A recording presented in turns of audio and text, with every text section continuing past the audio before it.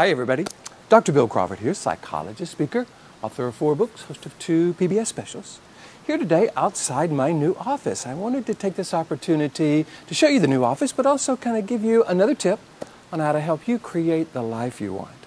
If you notice, the title of today's video is Dr. Bill Gets Stressed. And I think that's important because that's a question a lot of people ask me is, hey, what stresses you out? What do you do when you get stressed? And I believe that if I'm out there teaching people how to deal with stress, I ought to be out there dealing with it pretty well. I shouldn't be up there teaching anything I'm not already doing. So up until relatively recently, I was said, well, you know, the good news is the last time I was really upset was 4 years ago. Now, that didn't mean that, you know, I don't find myself getting a little stressed every once in a while, but because I know what's going on in terms of the chemical changes in my body, what part of the brain is being activated, and because I go out there and teach people how to deal with this, I'm able to shift pretty quickly.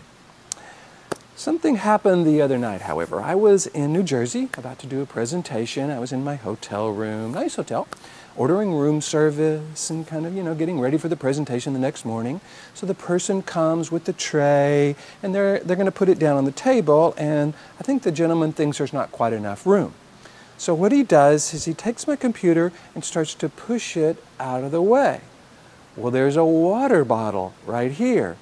He pushes the computer into the water bottle, it falls on there, spills water in the laptop, and I went, oh crap, oh crap, oh crap. I went right down to my brainstem. I was not thinking from the top of the mind at that point, but you know, I think that's what's important to recognize. This isn't about us being perfect, this is just about us being purposeful.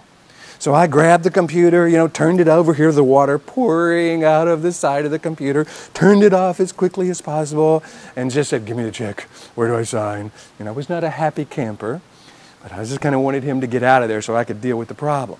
So, you know, here's what I did, and I started kind of getting really clear. Okay, Billy, here's something you can really feed, because you are feeling something, but do you really want to feed this? There's a quote that I'm sending out to those 5,000 people on my quote list that says, you know, it's not just what we feel, but what we feed that will determine what we do and how we live.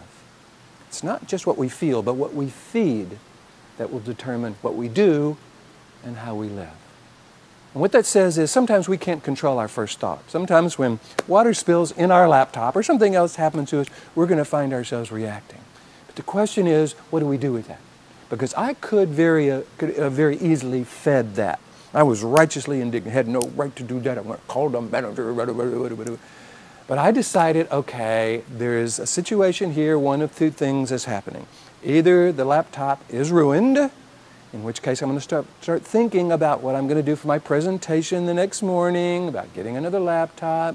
Potentially the hotel would have some responsibility there. Maybe they would help pay for it. Maybe I would get a new laptop. Okay, well, or the thing's going to be fine. I'm just going to need to dry it out. So I went down and I talked to the manager very calmly, said, you know, got a real problem here, so what's going on? She was very concerned. She kind of sent one of her employees out to a local CVS pharmacy to get a little eyeglass kit that has a little screwdriver in it, allows me to take the back of the computer off, dry it with a hair dryer, and as it turns out, the computer works fine. Now, I think there's several lessons in here. Number one, how many times have we been worried about something? Something we were afraid was going to turn out a certain way, but it turned out fine. So sometimes we're worrying unnecessarily. And remember, that worry is dumping that cortisol into our body, really throwing us into that fight or flight mode, screwing with our immune system, our digestive system, all the parts of our body that help our body work well and help us be healthy and happy. So one of the things I did was, okay, it was going to be either this or this, but I decided if it was the worst case scenario, I was going to get a new laptop. If it was the best case scenario, everything was going to be fine. So instead of feeding my righteous indignation, I was able to shift from that lower brain to the upper brain based on a purposeful decision about how I wanted to feel. That's really important. I'm not here to say you have to feel good when somebody spills water into your laptop. I'm just saying if you don't want to feed that anger, that frustration, that resentment, that bad stuff because it's not serving you, you wouldn't recommend it to someone you love, there is a different way of doing it. So, it has been about 4 years, up until last night or the other night, since I got really upset. And when that happened, it took me about, 45 minutes, an hour and a half to get over it.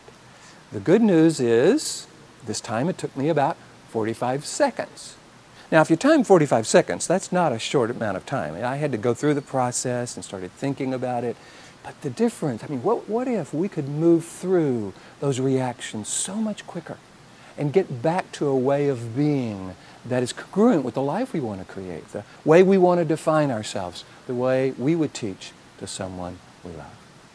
So I'm hoping you can find some value in this, and if you find yourself reacting, just kind of go, okay, good information, triggering that fight or flight. This isn't a fight or flight situation. It could be that this will happen. It could be that this will happen.